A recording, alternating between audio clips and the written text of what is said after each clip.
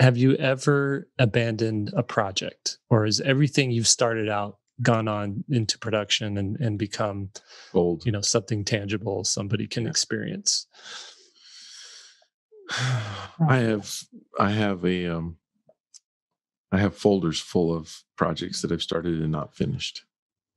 I've finished every single thing I've ever thought about to its logical finale. Let me ask you this, Lee. What is there any one of these things that you've abandoned? I would say, what's the ratio to the projects you've abandoned? You could answer this too, Will. What's the ratio of ones that you're like, I'm glad I abandoned it, to versus ones that you're like, man, I wish I could figure out a way to finish that? The ratio there. I mean, I guess I don't know if I have that exact ratio, but there's always a reason that I abandoned something. And, if I felt strongly enough about it for whatever reason, I wouldn't abandon it or I would revisit it. Now, there are some projects that I do want to revisit that I haven't quite figured out all the way. I mean, that's my number one reason for abandonment, right? It gets to about 85% or 80%, but it's not quite there. And so I just shelve it because I get busy with something else. And then it just sits there. And I, longingly, sometimes I'll open these folders, and it's surprising how many projects there are in there.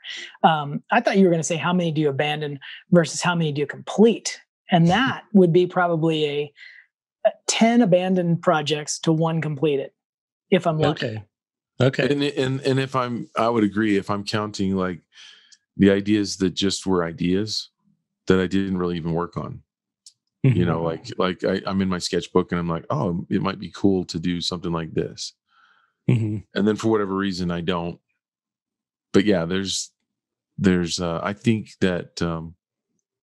for creative people, you have to come up with, in order to come up with gems, you have to come up with a lot more ideas that at least start or begin in your mind. They might not even make it to paper, but I think you have to sift through a lot of ideas. And I would point to the late great author Rick Walton, who had written, I think at one point right before he died, he had told me he had written 1,100 stories, but he had a little over 100 published.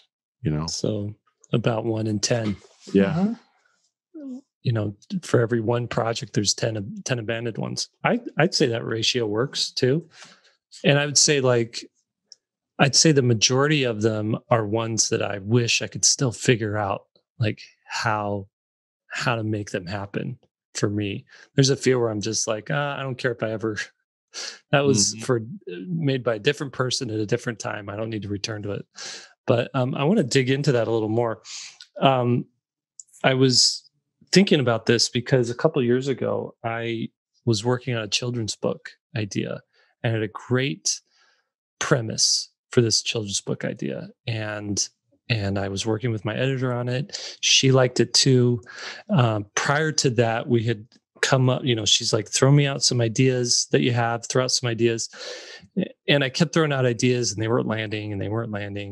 I'd make a 1 or 2 book dummies and it just wasn't working. And then I came up with this idea and we went through and we did 13 different book dummies versions of it before finally abandoning it. And I was just thinking, like, why did that project get abandoned? How come it didn't become a children's book? And why can't I revisit it? Why can't I revise it? Why can't we come back to it? And so I want to unpack that today with you guys. Reasons to abandon it, why it's okay to abandon something, and how to, I would say, how to like revive a project if there's reasons to do that as well. The first thing I want to read, this is a quote I read in an interview with Rian Johnson. You might know him as the director of Last Jedi and Knives Out, Last Jedi, Knives Out, and Looper. He's a writer. He wrote those scripts. He directed them. And it says, this is from the article. It says, after Looper, Johnson had an exciting idea for a sci-fi film, but after spending over a year trying to crack the script, he couldn't get anywhere with it. He says, I had the concept for it, but looking back, I realized I kind of put the cart before the horse. Like I was kind of seduced by what was cool about the idea, but I didn't have a grasp on the heart of it or what it was really about. And so he says, he goes on to say, I'm still hoping I'll wake up in the middle of the night and say, aha, it's this. But as far as we know, I mean, that thing's not going to happen. He's working on other Star Wars films. He's done that other thing. I look at him because he is someone creatively that I admire, and I like his films, and I like his work ethic, and I like his creativity.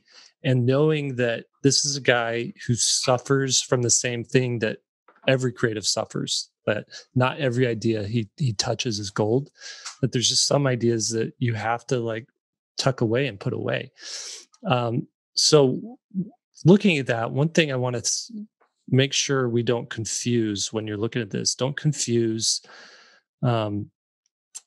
passion for a project with, what was my note, with momentum for a project. So sometimes you can lose momentum on a project, but not lose passion for it. And momentum might be a bunch of different variables are at play here, trying to get in the way of you finishing that project. And perhaps hang on to that passion for it. But sometimes there's really legitimate reasons for the momentum of the project to stop. And it's okay to let those take effect in your life. And you can always return to it, revisit it when some of those obstacles are moved out of the way.